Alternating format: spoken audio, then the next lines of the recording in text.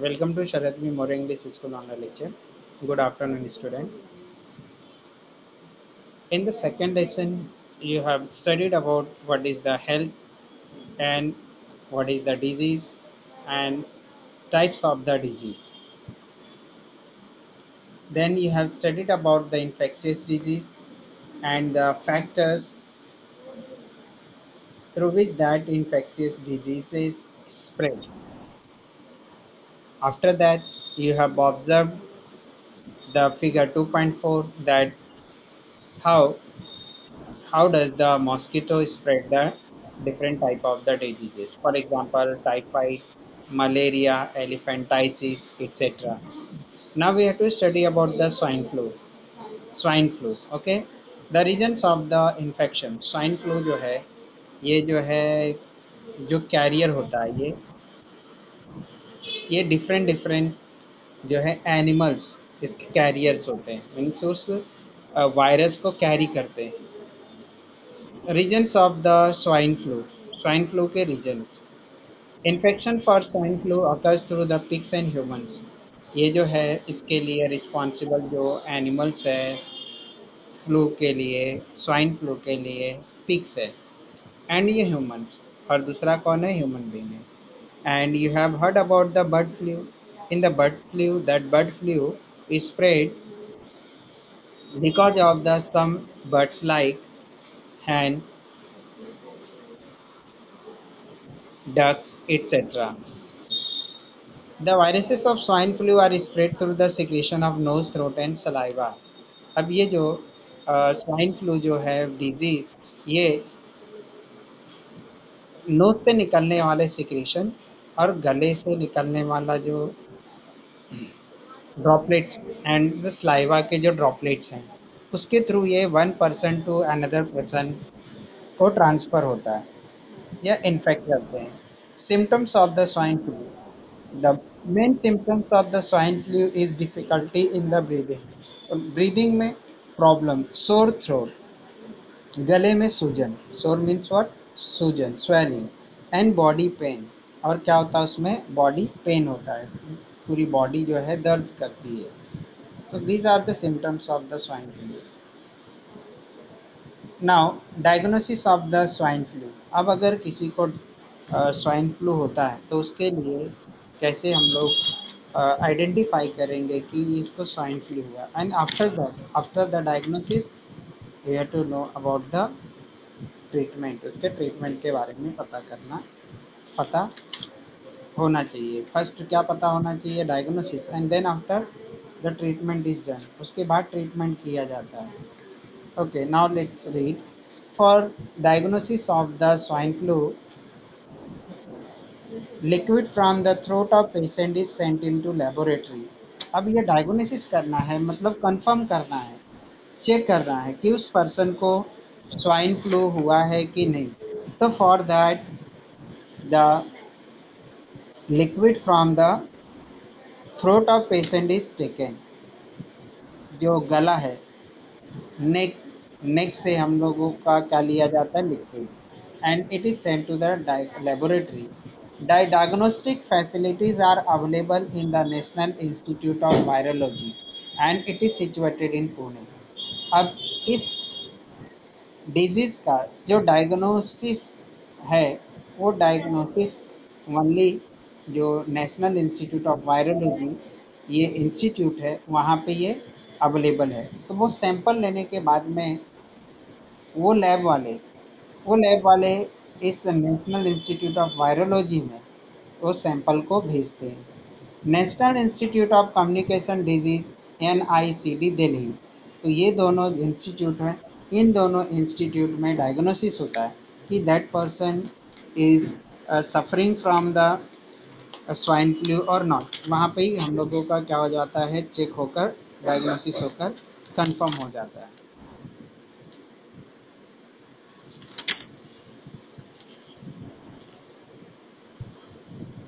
Do you know, क्या आप जानते हो, the first case of the swine flu was reported in Mexico in 2009। जो फर्स्ट केस था स्वाइन फ्लू का वो सबसे पहले मैक्सिको में रिपोर्ट हुआ in 2009। Swine flu is cause by the virus influenza A H1N1। जो स्वाइन फ्लू है, स्वाइन फ्लू के वायरस का नाम जो है an influenza A H1N1। Person who come in contact with the pig can contract this disease. अब जो person pig के कॉन्टेक्ट में आता है वो पर्सन इससे अफेक्टेड हो सकता है। तो swine flu remember that this is the viral disease. ये वायरस से होने वाला डिजीज है। Next, AIDS. Next viral disease, AIDS के बारे में स्टडी करने जा रहे हैं हम लोग। The full form of the AIDS is acquired immunodeficiency syndrome. जो एड्स जो है, it is acronym, it is short form of the acquired immunodeficiency syndrome. This disease is caused by the HIV virus. The full form of the HIV is human immunodeficiency virus. In this disease, victim suffers from the various diseases due to the progressive weakening of the natural immunity. This disease is caused by HIV. ये जो disease है वो HIV virus की वजह से होता है। And this disease in this disease victim suffer from various diseases. और इसमें जो विक्टिम है मीन्स वो पेशेंट है जिसको एड्स हुआ है, उस वो बहुत अलग अलग डिफरेंट डिफरेंट टाइप के डिजीजेस से जूझता है, सफ़र करता है उसको।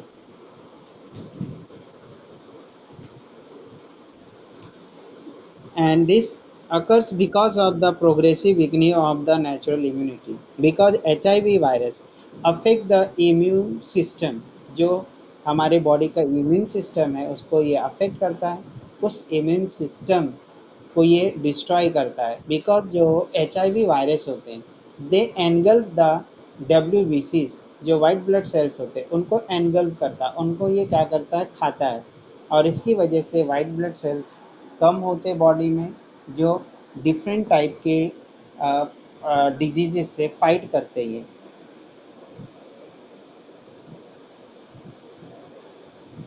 The diagnosis of the AIDS can not be confirm without test in the medical laboratory.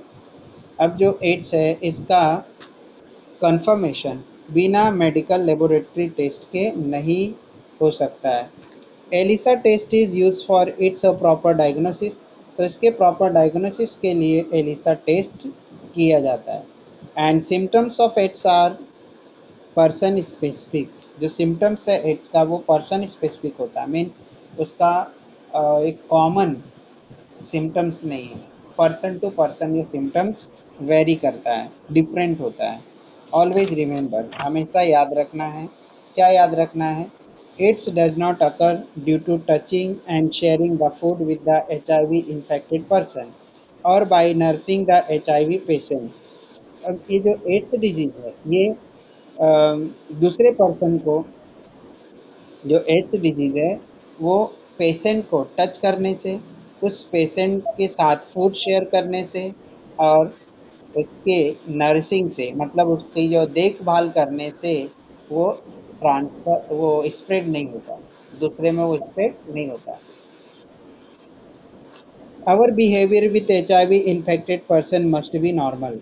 और हम लोगों का जो बिहेवियर है that should be normal with that patient. वो जो HIV का पेशेंट है उससे नॉर्मल होना चाहिए। डू यू नो, क्या आप जानते हो HIV was first reported in African species of monkey. जो ये HIV है ये सबसे पहले अफ्रीका के मंकीज में रिपोर्ट हुआ, मतलब पता चला। According to the national AIDS control programme and unit UN AIDS means united nations AIDS, 80 to 85% HIV infection in India occurs through unsafe sexual contacts. Now, infection through animals. Now we have to study about infection through animal, means the infection caused by the animals or animals those who spread the infections. Which measures are taken at your home to control the rats? Rats को control करने के लिए कौन से method को घर में use किया जाता है? तो your parents brings the cage to capture that rat, or they brings the sticky cakes, or brings the poison to control the number of the rats. Why is it necessary to care about the health of the domestic dogs, cats and birds? Because domestic cats, dogs and birds, they come in contact with the persons of the family, and they get affected with the disease like rabies, and the birds they get affected like the bird flu. That's why their care to be taken. And if their care is not taken, and if they get affected by such type of disease, so this disease can transfer into the members of that family. Is there any relation between the pigeon, stray animal and human health? Is there is any relation between pigeons? क्या pigeons stray animals means जो जिनको rare नहीं करते, पालते नहीं, जो अपने आप घूमते रहते, जिसको हम बोलते हैं आवारा, तो क्या है ये stray animal and human health में कुछ रिलेशन है? तो of course there is relation, because if the pigeons or stray animal get affected with the certain diseases, then that disease may transfer in the human being and the human health can get affected. What are the effect of rats, cockroaches on the human health? Rat और cockroaches का human health पे क्या effect होता है? The rabies. Okay, the rabies, this is the viral disease. Rabies is viral disease, AIDS is also viral disease, and the swine flu is also viral disease. This is the viral disease. It occurs due to the bite of the infected dog, rabbit, monkey, cat, etc. Okay, remember this. This not only spread by bite of the dog, but also by the bite of the rabbit, monkey, cat, etc. जो घर में हम rabbit पालते हैं, खरगोश को कब पालते हैं, मंकी, कुछ ऐसे भी पर्सन होते हैं जिनके घर में मंकी भी रेयर किए जाते हैं, एंड कैट्स, जो कैट्स होती हैं उनको रेयर करते हैं. In that animal also the rabies spreads and virus enter the brain via the neuron. और जो ये वायरस होता है रेबीज का, ये ब्रेन के अंदर एंटर होता है न्यूरॉन के through. Hydrophobia is one of the important symptom of this disease. Hydrophobia, hydrophobia means fearing of the water, पानी से डर लगना, उसी को हम बोलते हैं हाइड्रोफोबिया. पानी को देखकर क्या लगता है, डर लगता है. और हेटिंग ऑफ द वाटर, या वाटर से क्या करना, हेट करना. This is the main and important symptom of this rabies disease. Rabies disease का मेन सिम्टम्स है. In this case the victim shows extreme fear for the water. इस case में means if any person get affected by the rabies, that person shows the extreme fear, बहुत ज़्यादा उसको डर लगता water से. Rabies is fatal disease. Fatal means that can cause the death. ऐसी बीमारी जो क्या कर सकती है, डेथ उसकी वजह से हो सकता है. That disease called fatal. तो rabies is fatal disease. Fatal means जानलेवा, जो जान ले सकती है. However fatality can be prevented by timely vaccination before onset of the symptoms. But ये जो फैटिलिटी है उसको हम प्रिवेंट कर सकते हैं, उसको हम रोक सकते हैं बाय टाइमली वैक्सीनेशन, अगर हम टाइम टू टाइम वैक्सीनेशन करें. The symptoms start to appear within 19 to 175 days of the dog bite, and if the that person get affected by rabies, the symptoms of rabies appears in that person within 90 to 175 days of the dog bite. कुत्ते के काटने के 3 महीने से लेकर 6 महीने के बीच में ये सिम्टम्स दिखाई दे सकता है। That's why when any dog bite to you, you have to take the injections. Okay, क्या लेना रहता है आपको? Rabies injections. The symptoms of the rabies, the fever for 2 to 12 weeks, जो फीवर होता है, बुखार 2 से लेकर 12 वीक तक रहता है, 2 to 12 वीक तक रहता है। एग्जाजरेशन इन बिहेवियर, और जो एग्जाजरेशन बिहेवियर में, ये भी इसका सिम्टम्स है। Hydrophobia,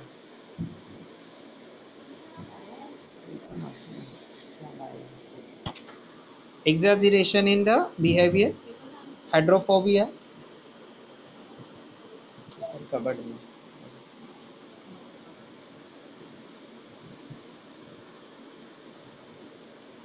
non-infectious disease means those disease which can not spread through the vectors like insect and the animals. Non-infectious disease, okay, ये disease जो contaminated water, contaminated food, contaminated air और जो vectors के थ्रू नहीं spread होते, they are called non-infectious। उनको क्या बोलते हैं? Non-infectious disease। Now non infectious disease cancer. अब कैंसर के बारे में स्टडी करेंगे हम लोग, जो नॉन इन्फेक्शियस डिजीज है।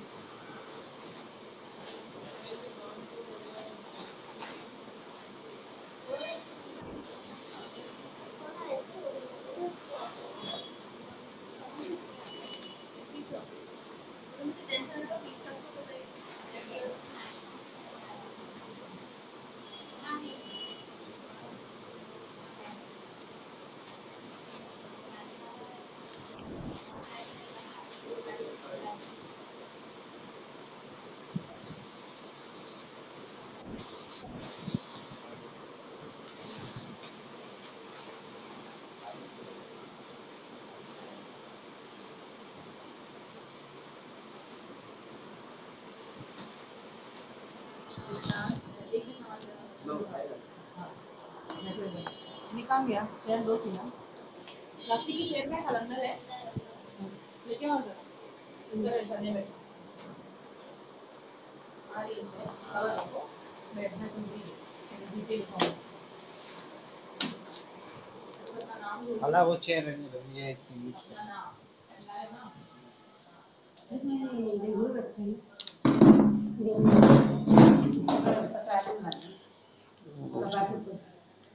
कबाड़ कौन से कपाट, कहाँ पहुँचा? इधर रखो। कौन से कपाट?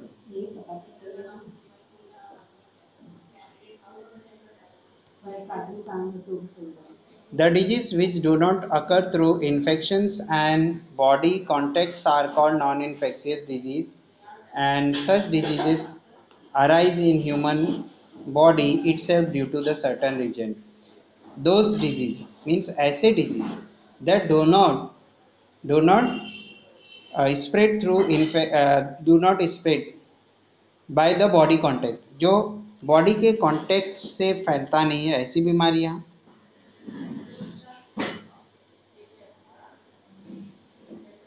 नॉन इन्फेक्शियस डिजीज होती है। Such diseases arise in human body itself due to the certain reason, और ये जो है सर्टन रीजन से उस पर्सन के बॉडी में जनरेट होती है। First one, the non infectious disease cancer.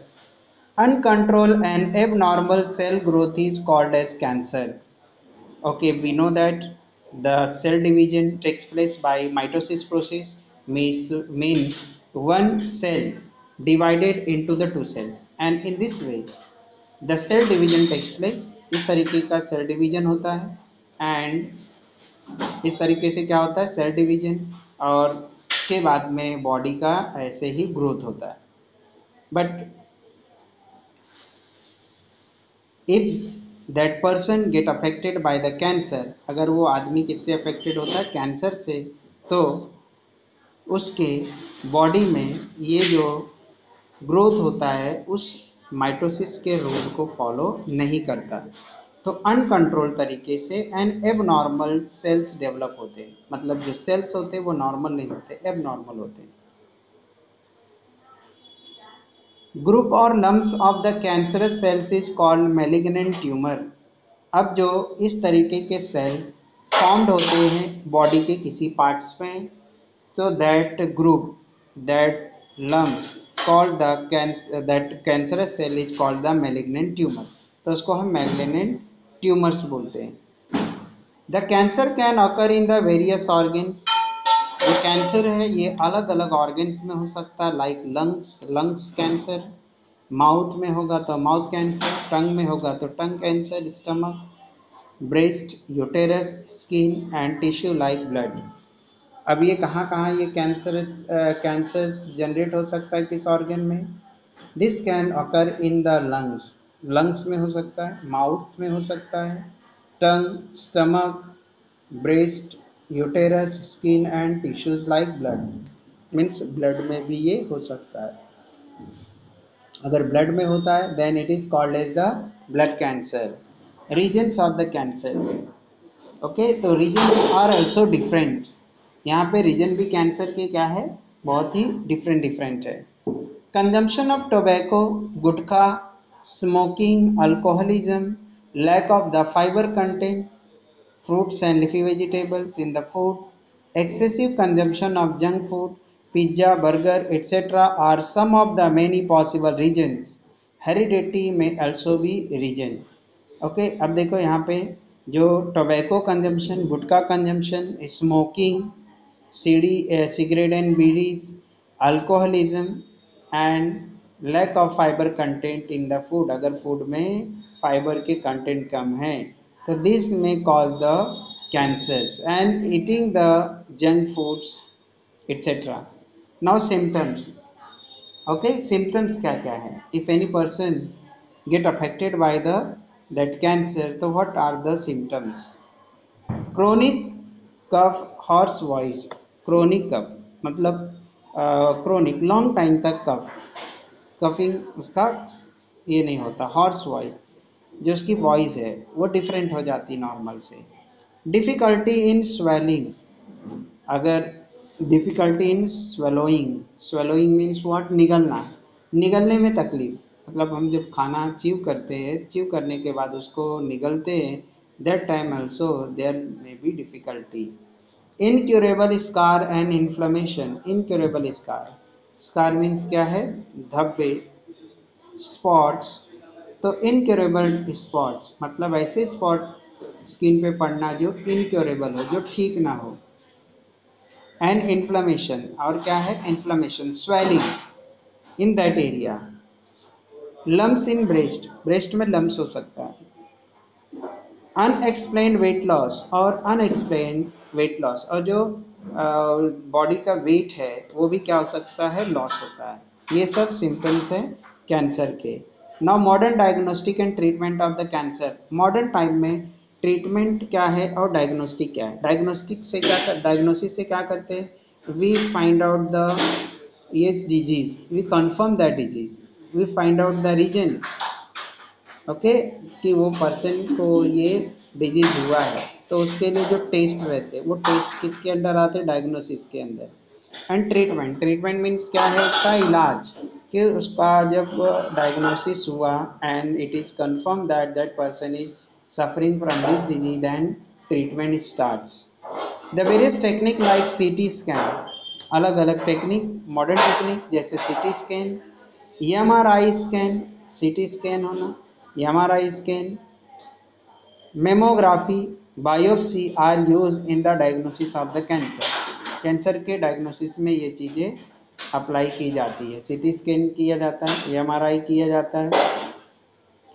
In case of the treatment along with the conventional method like chemotherapy, radiation therapy and surgery, and modern technique like the robotics and laparoscopic surgery are also followed. और now in case of treatment जो है पुराने जो है conventional तरीके से जो chemotherapy जिसमें मेडिसिन दिया जाता है, रेडिएशन थेरेपी में जो लेजर बीम्स होते हैं, using that laser beams the that cells are killed, जो क्या होते हैं जिनका ग्रोथ अनकंट्रोल्ड मैनर से होता है, दे आर किल्ड, उनको किल्ड किया जाता है रेडिएशन थेरेपी में. And surgery, and if it is possible that whole infected cells are removed by surgery, तो सर्जरी करके वो पूरे उस सेल्स को ही जो कैंसरस सेल्स होते हैं दे आर रिमूव, उसको क्या किया जाता है, निकाल दिया जाता है सर्जरी करके.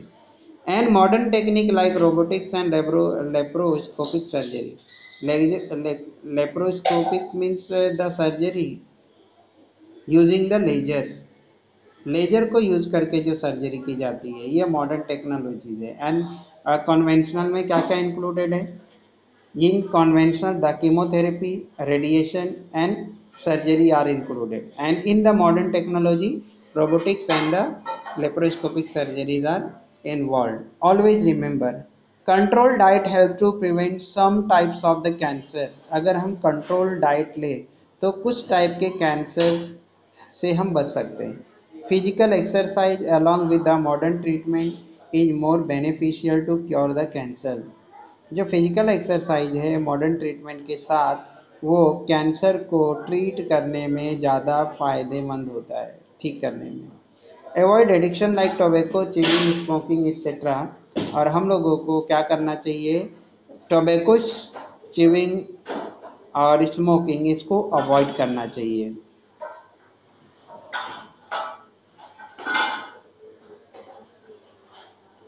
Can you tell?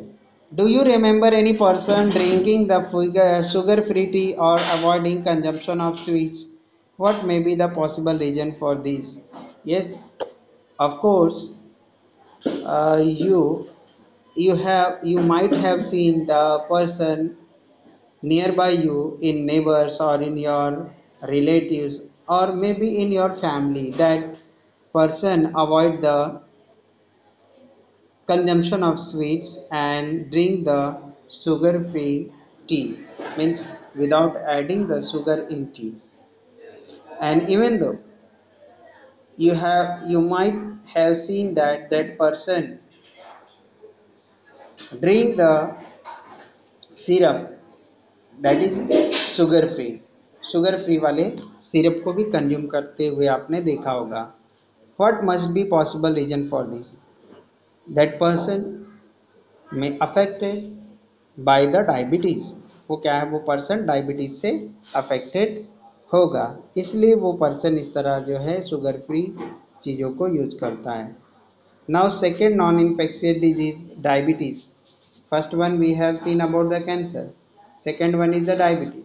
You know that cancer is incurable disease. Cancer incurable है. Okay, the life can be life can be prolong, life जो होता है उस पर्सन को प्रोलॉन्ग कर सकते हैं. And if it is detected in early stage then only its full treatment can be done, तभी उसका फुल ट्रीटमेंट हो सकता है कैंसर का. Diabetes. Hormone insulin produce in pancreas control the level of sugar glucose in the blood. अब देखो, जो diabetes है जिसको हम दूसरे क्या बोलते हैं, शुगर की बीमारी, हिंदी में उसको मधुमेह बोलते हैं, मधुमेह. तो what happens here, if the insulin secreted by pancreas in low level, अगर वो क्या है, कम लेवल में है, then the sugar present in the blood और glucose present in the blood do not consumed, and because of that person become the diabetic. इसकी वजह से वो पर्सन क्या हो जाता है, diabetic. If the insulin is not released in proper quantity, And this insulin is responsible for what? It is responsible for the control of the level of sugar glucose in the blood. ये blood के अंदर sugar के level को maintain करने का काम करता है. अगर शुगर लेवल ज़्यादा हो जाता है तो more amount of insulin is release, and अगर उसका क्वांटिटी कम हो जाता है तो कम amount of less amount of the insulin is release in the blood in the normal person. ये नॉर्मल पर्सन में होता है. But but when when the person get affected by the diabetes, that time the sugar level increases because of the less amount of the insulin.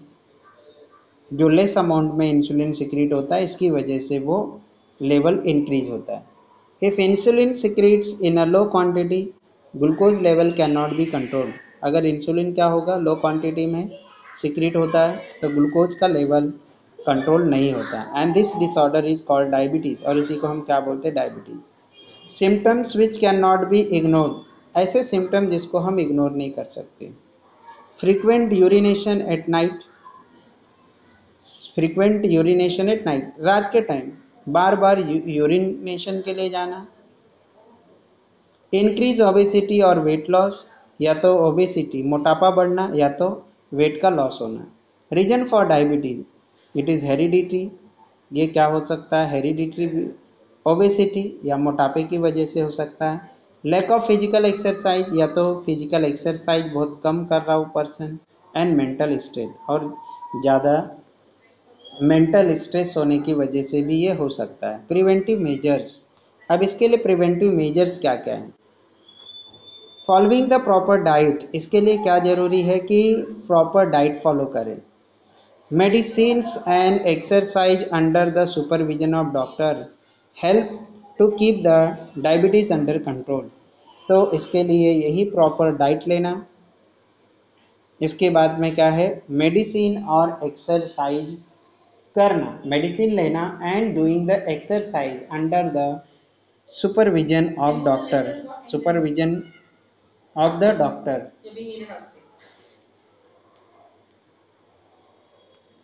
Third disease that is non infectious is the heart disease. तीसरा जो disease है वो कौन सा है, heart disease है. efficiency of the heart disease is due to the decreased blood supply and thereby oxygen and nutrient supply to the heart muscles. अब जो ये हार्ट डिजीजेज है इसके क्या रीजन्स है, क्यों होता है और क्या होता है. डिफिशियंसी ऑफ हार्ट डिजीज, जो इफ़िशियंसी हार्ट डिजीजेज डिक्रीजेस, जो डिफिशियंसी है उसकी काम करने की जो इफ़िशियंसी है वो कम हो जाती है. और ये कम क्यों होती है, बिकॉज ऑफ द ये लेस ब्लड सप्लाई, जो ब्लड की सप्लाई कम होने से, and thereby oxygen and nutrient supply to the heart muscles, जो हार्ट के मसल्स है उनको ऑक्सीजन और न्यूट्रिएंट की भी सप्लाई कम हो जाती है.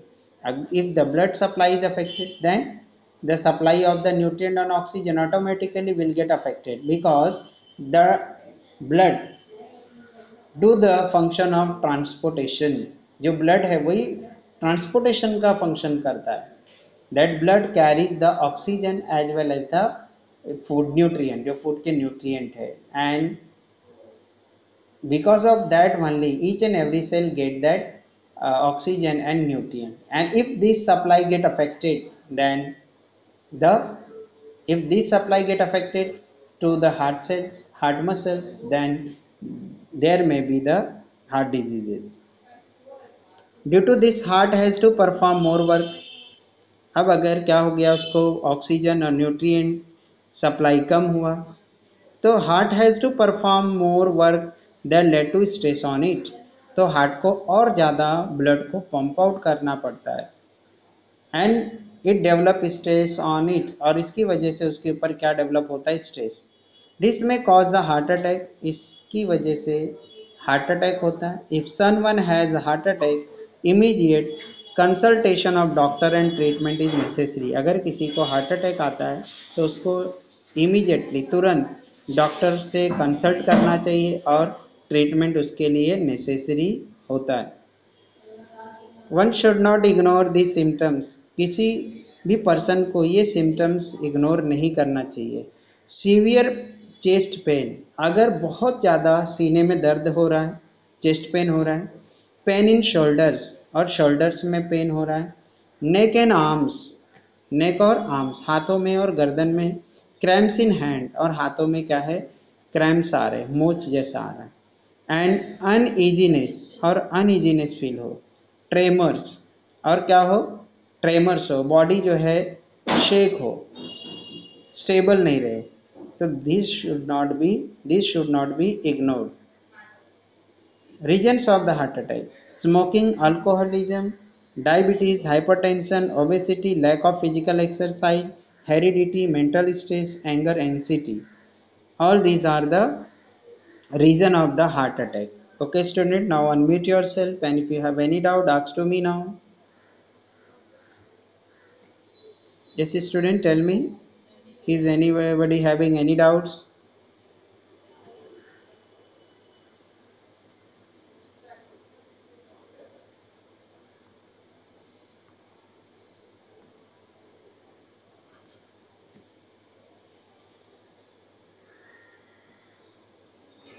Tell me, student. Is anybody having any doubt? Okay, now I am ending the meeting.